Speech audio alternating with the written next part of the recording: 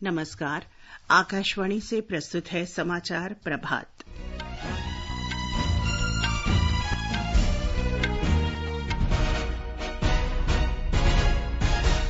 12 से 14 वर्ष की आयु वर्ग के बच्चों को आज से कोविड रोधी टीके लगाए जाएंगे।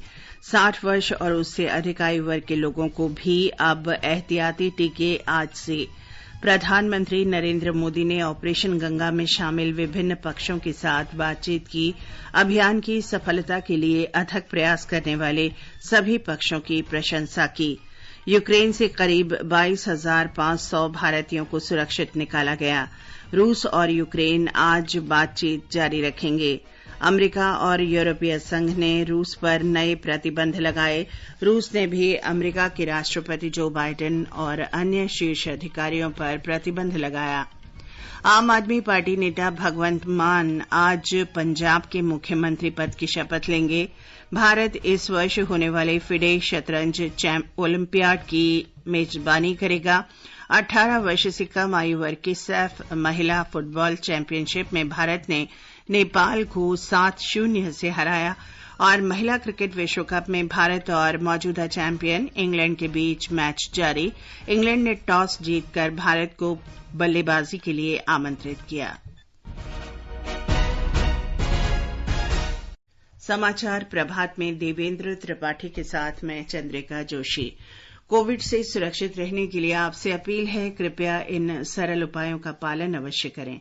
पूर्ण टीकाकरण कराएं, मास्क पहनें, 2 गज की सुरक्षित दूरी बनाए रखें, हाथ और चेहरा साफ रखें। देश के 75वें स्वाधीनता दिवस समारोहों के उपलक्ष्य में आजादी का अमृत महोत्सव के अंतर्गत सरकार अनेक गतिविधियों का आयोजन कर रही है। इस अवसर को जन उत्सव के रूप में मनाते हुए आकाशवाणी समाचार स्वाधीनता संग्राम और उसके गौरवशाली इतिहास पर विशेष प्रश्नोत्तरी कार्यक्रम प्रसारित कर रहा है।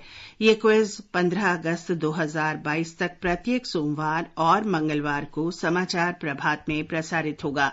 भारतीय डाक विभाग अमृत महोत्सव क्विज में आकाशवाणी के साथ सहयोगी के रूप में शामिल है। कल अमृत महोत्सव क्विज का प्रश्न था, हिमाचल प्रदेश के उस स्वतंत्रता सेनानी का नाम बताइए जिसे पहाड़ी गांधी के नाम से जाना जाता था। इसका सही उत्तर है बाबा कांशीराम। वर्ष 1937 में पंडित जवाहरलाल नेहरू ने उन्हें पहाड़ी गांधी की उपाधि दी थी। वर्ष 1930 से 1942 के बीच वे 9 बार जेल गए। उन्होंने महात्मा गांधी के संदेशों का प्रचार किया और कांगड़ा पर्वतीय क्षेत्र के लोगों को स्वाधीनता संग्राम में भाग लेने के लिए प्रेरित करने के लिए गीत और कविताएं संगीतबद्ध की। सरोजिनी नायडू उन्हें बुलबुले पहाड़ कहती थीं। आकाशवाणी समाचार को दुनिया भर से श्रोताओं के इस प्रश्न का उत्तर मिला है और क्विज की भाग्यशाली विजेता हैं असम में गुवाहाटी की डॉक्टर मधुमिता कालिता। नमस्कार, मैं डॉक्टर मधुमिता कलिता बोल रही हूँ गुवाहाटी असम से। बेसिकली मैं एक मैकेनिकल इंजीनियर हूँ। मैं आकाशवाणी समाचार छोटी सी उम्र से सुनते रहती हूँ और अभी ये आजादी का अमृत महोत्सव का जितने सारे प्रोग्राम आ रहे हैं सबको सुनने के लिए मैं कोशिश कर रही हूँ। मुझे इस बात का बहुत खुशी हो रहेगा, हमारे उत्तर पूर्वांचलों का भी जितने सारे स्वाधीनता सेनानी थे उन लोगों का भी इस प्रोग्राम में नमन हो रहा है। अमृत महोत्सव क्विज का अगला प्रश्न सोमवार 21 मार्च को श्रोताओं से पूछा जाएगा। श्रोताओं से आग्रह है कि वे आकाशवाणी के साथ अमृत महोत्सव क्विज में शामिल होकर स्वतंत्रता की 75वीं वर्षगांठ के समारोह में शामिल हों। आजादी के 75 वर्षों का पर्व अमृत महोत्सव के पावन अवसर पर आकाशवाणी समाचार लेकर आया है अमृत महोत्सव क्विज। आप भी इस क्विज का हिस्सा बन सकते हैं। हमारे समाचार बुलेटिनों में पूछे गए स्वतंत्रता आंदोलन से जुड़े प्रश्नों का जवाब देकर आपसे ये सवाल प्रत्येक सोमवार और मंगलवार को सुबह 8 बजे प्रसारित होने वाले बुलेटिन समाचार प्रभात में पूछे जाएंगे। श्रोता email Amrit Mahotsav quiz @prasarabharati.gov.in पर अपने जवाब भेज सकते हैं। आप अपने जवाब व्हाट्सएप नंबर 8826546262 पर भी भेज सकते हैं। विजेता का चुनाव सही जवाबों में से लकी ड्रॉ के माध्यम से होगा और इसकी घोषणा अगले दिन इसी बुलेटिन में की जाएगी। विजेता को प्रमाण पत्र के साथ एक उपहार भी दिया जाएगा। साथ ही विजेता का नाम हमारे ट्विटर हैंडल पर भी फ्लैश होगा। तो आइए मनाएं आजादी के 75 वर्षों का पर्व अमृत महोत्सव आकाशवाणी समाचार के साथ।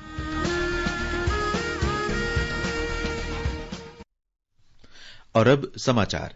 राष्ट्रीय टीकाकरण दिवस के अवसर पर आज 12 से 14 वर्ष की आयु वर्ग के बच्चों को कोविड रोधी टीके लगाने का अभियान शुरू हो रहा है।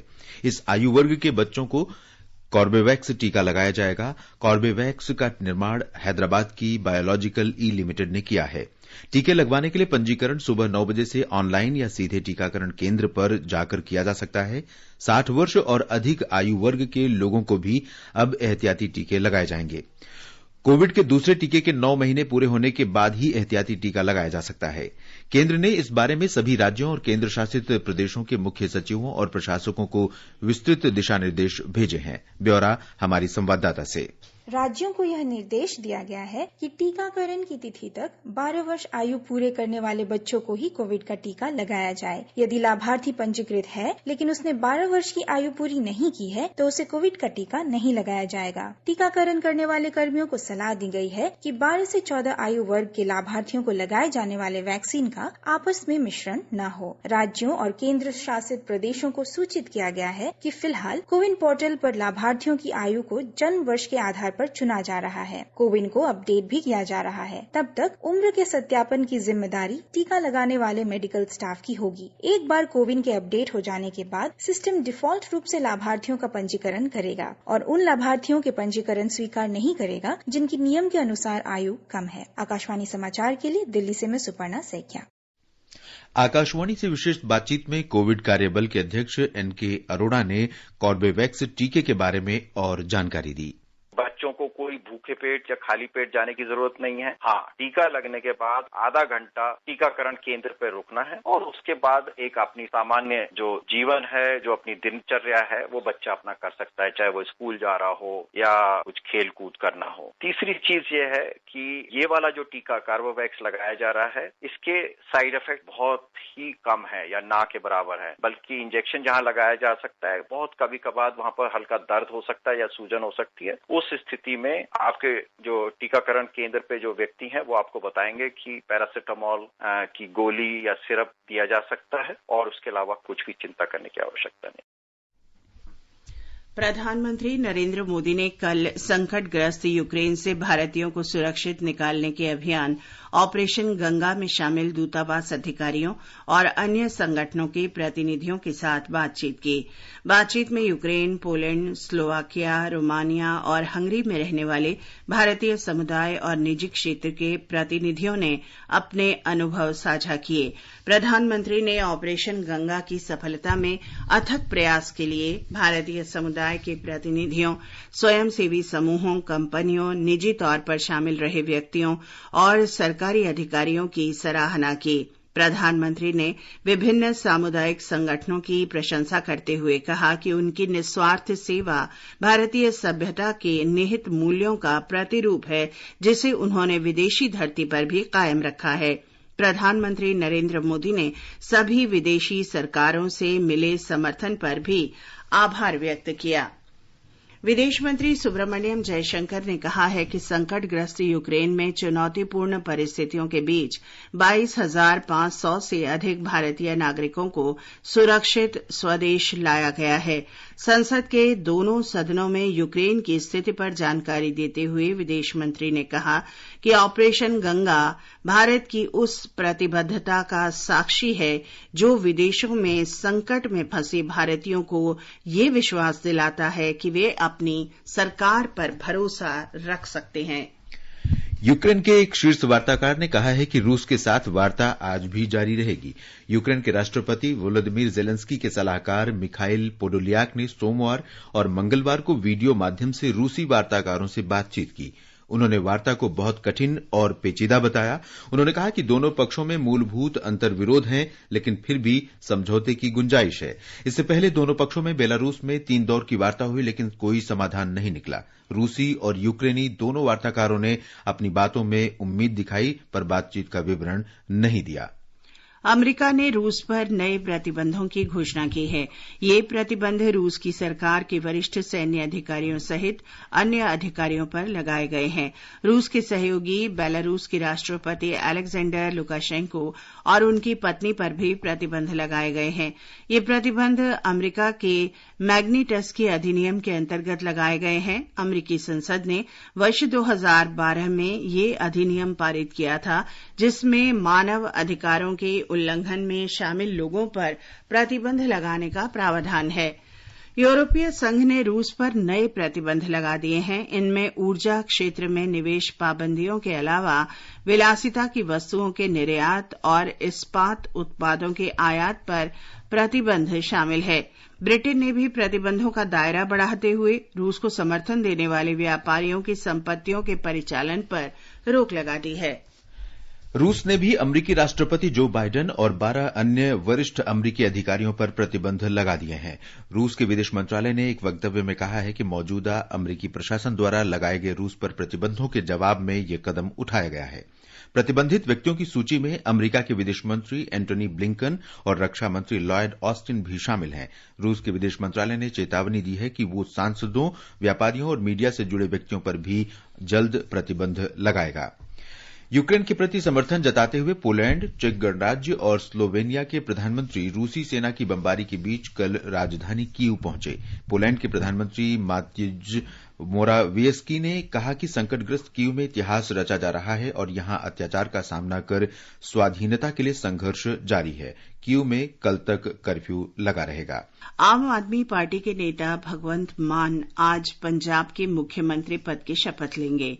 हमारे संवाददाता ने बताया है कि किसी भी राज्य के मुख्यमंत्री को समारोह के लिए निमंत्रण नहीं दिया गया है। आम आदमी पार्टी के विधायक दल के नेता भगवंत मान आज भगत सिंह के पैतृक गांव खटकड़ कला में आयोजित किए गए एक भव्य समारोह में दोपहर 12:30 पर मुख्यमंत्री पद की शपथ लेंगे। शपथ समारोह के लिए एक विशाल पंडाल सजाया गया है, जिसमें 50,000 से अधिक लोगों के बैठने की व्यवस्था की गई है और हेलीपैड और 25 वाहनों की पार्किंग का इंतजाम भी किया गया है। समारोह में मुख्य मंच पर नए चुने गए विधायक और आम आदमी पार्टी के राष्ट्रीय कन्वीनर अरविंद केजरीवाल सहित पार्टी के बड़े नेता मौजूद रहेंगे। भगवत सिंह पीली पगड़ी पहनकर शपथ ग्रहण करेंगे। उन्होंने लोगों से भी शपथ समारोह में पीली पगड़ी पहनकर आने का अनुरोध किया है। अश्विनी कुमार शर्मा, आकाशवाणी समाचार, चंडीगढ़। संगरूर से सांसद भगवंत मान ने सोमवार को लोकसभा अध्यक्ष ओम बिरला को त्यागपत्र सौंपा था।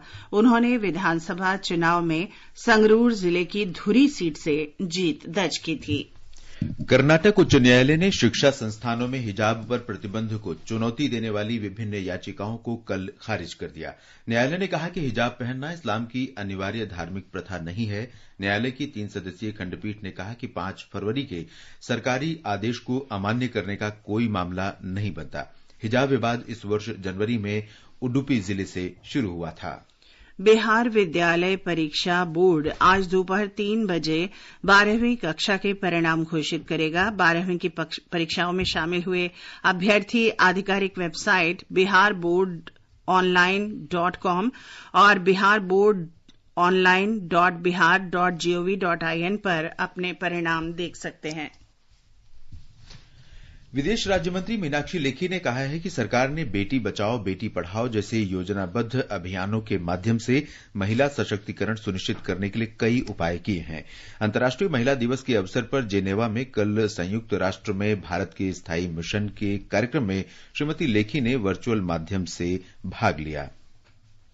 In India, women have always been held in high esteem since time immemorial. The divine female power, or Shakti as it is called in Hindi, is personified in our traditions by goddess Durga, the warrior who protects the world, and her incarnations such as goddess Kali, who destroys evil. Women had participated actively in India's freedom struggle for freedom from colonial rule. Under the Mahatma Gandhi's leadership, they took part in the non-violent movements of civil disobedience and non-cooperation. They defied immoral laws, picketed shops, and protested by means of hunger strikes and demonstrations with their fellow citizens.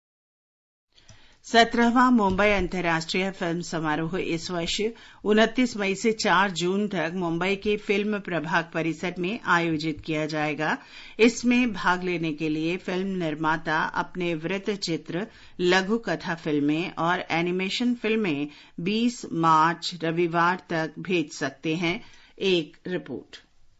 सर्वश्रेष्ठ वृत्तचित्र को एक स्वर्ण शंख और 10 लाख रुपए नगद पुरस्कार मिलेगा। विभिन्न श्रेणियों में विजेता फिल्मों को आकर्षक नगद पुरस्कार, रजत, शंख, ट्रॉफियां और प्रमाण पत्र प्राप्त होंगे। जैसे कि भारत आजादी का अमृत महोत्सव मना रहा है, वर्तमान संस्करण में इंडिया एट 75 विषय पर सर्वश्रेष्ठ लघु फिल्म के लिए एक विशेष पुरस्कार की स्थापना की है। यह महोत्सव भारतीय गैर फीचर फिल्म बिरादरी के एक अनुभवी व्यक्तित्व को प्रतिष्ठित V Shantaram lifetime achievement award से सम्मानित करेगा, जिसमें 10 लाख रुपए के नगद राशि, एक ट्रॉफी और प्रशस्ति पत्र होगा। देवप्रिय भट्टाचार्य जी, आकाशवाणी समाचार, मुंबई।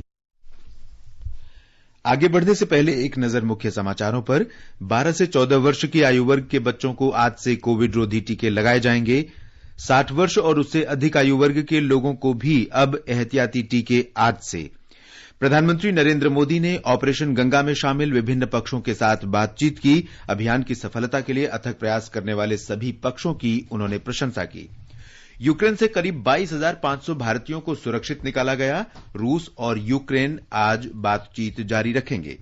अमेरिका और यूरोपीय संघ ने रूस पर नए प्रतिबंध लगाए। रूस ने भी अमेरिका के राष्ट्रपति जो बाइडेन और अन्य शीर्ष अधिकारियों पर प्रतिबंधों की घोषणा की। आम आदमी पार्टी के नेता भगवंत मान आज पंजाब के मुख्यमंत्री पद की शपथ लेंगे।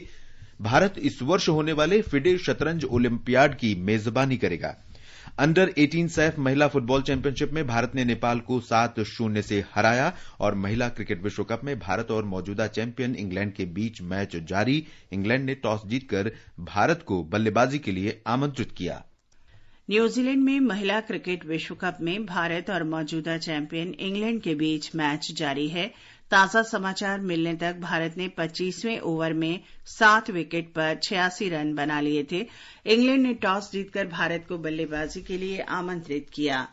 और अब खेल जगत की अन्य खबरें जानते हैं हिमांशु कांडपाल से।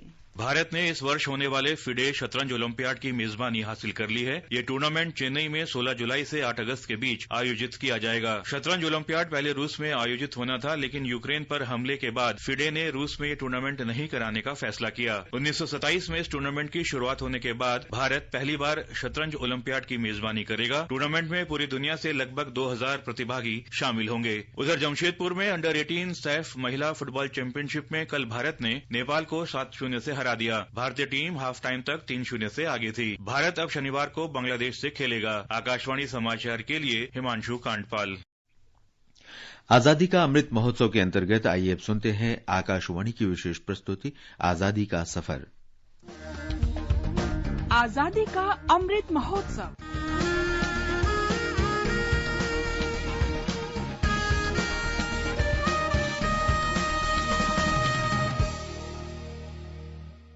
आजादी का सफर आकाशवाणी समाचार के साथ एक राष्ट्र का उदय। भारत का गौरवशाली स्वतंत्रता संग्राम आधुनिक विश्व के महानतम संघर्षों में से एक है। आकाशवाणी समाचार प्रत्येक दिन आपके लिए इस महान संघर्ष गाथा की एक झलक प्रस्तुत करता है।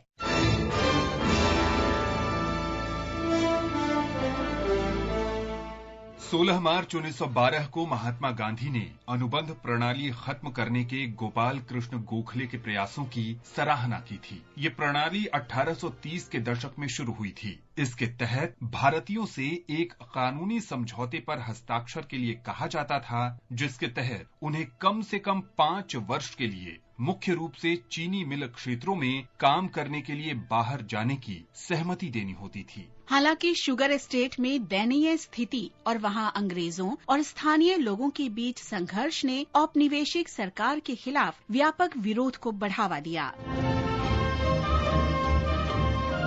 गांधी जी ने दक्षिण अफ्रीका में भारतीयों की दयनीय स्थिति के लिए भी आवाज उठाई। बंगाल, बिहार और उत्तर प्रदेश में अनुबंध प्रवास गमन रोधी लीग के गठन के बाद प्रवासियों के शोषण की ओर लोगों का ध्यान गया। 20 मार्च 1916 को मदन मोहन मालवीय ने इंडियन लेजिस्लेटिव काउंसिल में इस प्रणाली को खत्म करने का प्रस्ताव रखा। ब्रिटिश सरकार ने प्रस्ताव स्वीकार कर लिया और 1917 में अनुबंध प्रणाली औपचारिक रूप से प्रतिबंधित कर दी गई।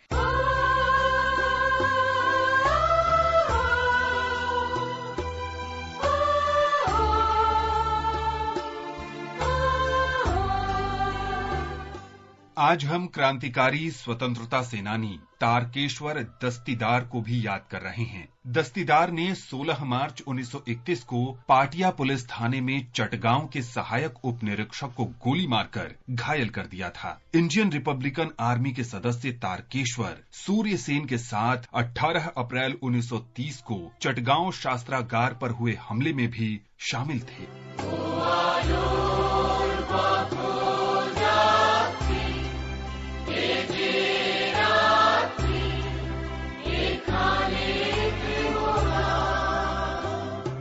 साथ ही क्रांतिकारियों के बीच फुट्टूदा के नाम से लोकप्रिय तारकेश्वर दस्तीदार का जन्म 1904 में चटगांव में हुआ था, जो अब बांग्लादेश में है। चटगांव शस्त्रागार हमले के बाद जब सूर्य सेन को गिरफ्तार कर लिया गया तो तारकेश्वर इंडियन रिपब्लिकन आर्मी के प्रमुख बनाए गए। वे कारागार में भी सूर्य सेन के संपर्क में रहे और उनकी रिहाई के लिए बाहर कठिन प्रयास करते रहे। दस्तीदार को गहीरा गांव में पुलिस के साथ मुठभेड़ के बाद 19 मई 1933 को गिरफ्तार कर लिया गया।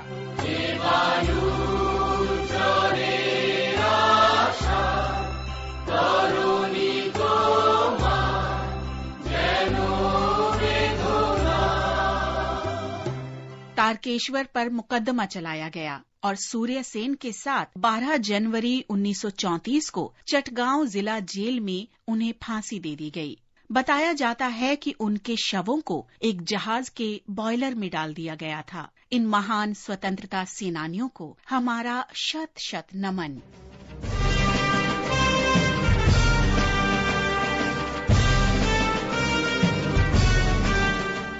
आज हम इंडियन नेशनल आर्मी के लेफ्टिनेंट ज्ञान सिंह बिष्ट का स्मरण कर रहे हैं। वे 1945 में 16 मार्च को शहीद हुए थे।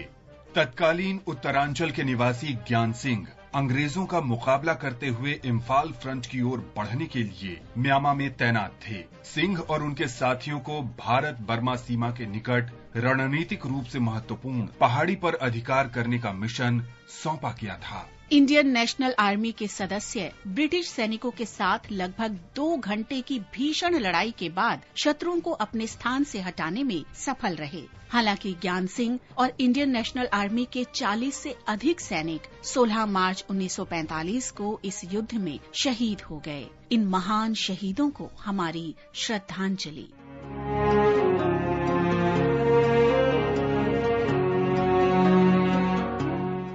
16 मार्च को ही शहीद रघु गोविंद की पुण्यतिथि है। वर्ष 1946 में 22 फरवरी को रॉयल इंडियन नेवी के विद्रोहियों के समर्थन में प्रदर्शन कर रहे लोगों पर राउंड टेम्पल के निकट पुलिस गोलीबारी में रघु गोविंद घायल हो गए। 16 मार्च को उनकी मृत्यु हो गई। इस महान शहीद को हमारा कोटि कोटि नमन।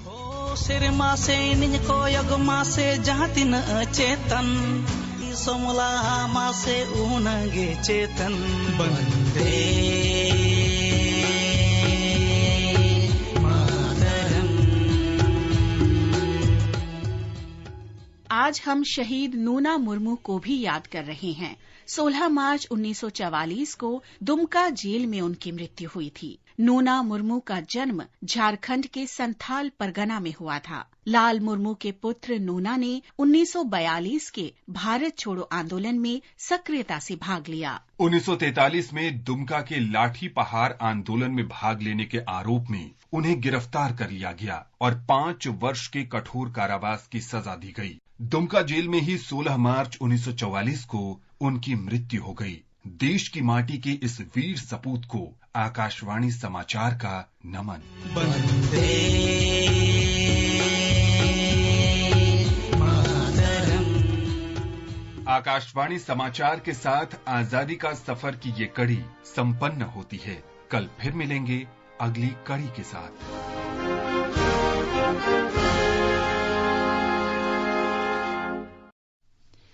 पर्यटन के लिहाज से पूरे विश्व में प्रसिद्ध केंद्र शासित प्रदेश लद्दाख के हिस्से में एक और बड़ी उपलब्धि जोड़ने जा रही है। लद्दाख प्रशासन हेनले गांव को इंडियन इंस्टीट्यूट ऑफ एस्ट्रोफिजिक्स के साथ मिलकर डार्क स्काई सेंचुरी घोषित करेगा। हेनले विश्व का सबसे ऊंचा स्थान है जो हेनले नदी के समीप है। घनी काली रात में हेनले गांव से तारामंडल स्पष्ट रूप से दिखता है। यहां प्रदूषण बिल्कुल नहीं है। अब लद्दाख प्रशासन इस जगह को डार्क स्काई सेंचुरी घोषित कर पर्यटकों को आकर्षित करेगा। और अब मौसम पर एक नजर। दिल्ली में दिन के समय तेज हवाएं चलेंगी। मुंबई में आज लू चलने की संभावना है। कोलकाता में आसमान साफ रहेगा। चेन्नई में आंशिक रूप से बादल रहेंगे। श्रीनगर, जम्मू और मुजफ्फराबाद में आसमान साफ रहेगा।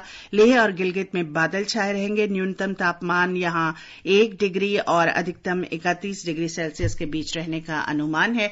और देवेंद्र, आप बताएं आज के समाचार पत्रों में क्या विशेष है? जी चंद्रिका, कर्नाटक हाईकोर्ट के उस फैसले की खबर सभी अखबारों ने सुर्खियों में दी है जिसमें कहा गया है कि स्कूल यूनिफॉर्म ही पहननी होगी।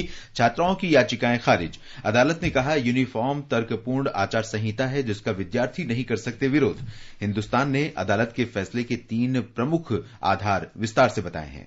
टीकाकरण अभियान में 12 से 14 साल के बच्चों के लिए कोविन पर आज सुबह 9 बजे से ऑनलाइन रजिस्ट्रेशन शुरू होने की खबर लगभग सभी अखबारों ने प्रमुखता से दी है।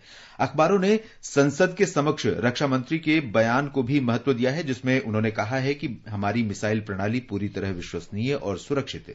राष्ट्रीय सहारा ने कांग्रेस के वरिष्ठ नेता कपिल सिब्बल के इस बयान को दिया है जिसमें उन्होंने कहा है कि कांग्रेस का नेतृत्व छोड़े गांधी परिवार, किसी और नेता को मौका दिया जाए।